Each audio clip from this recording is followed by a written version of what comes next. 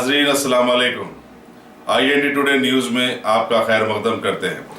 आइए देखते हैं ये तफसीलात। कुलीन मजलिस इत्तेहादुल मुस्लिमीन के कायदे मुखन्ना अकबरुद्दीन अवैसी ने अपने हल्के चंद्रायन गुट्टा के बारकस डिवीजन को तरक्की याफ्ता बनाने के लिए अब बहुत ज्यादा आगे आ गए हैं। अभी खबर है कि वहां के लोगों की देरीना ख्वाहिश के मुताबिक इलाके में एक मुनफरिद मॉडल सुपरमार्केट के लिए 82 लाख का फंड जारी हो चुका है।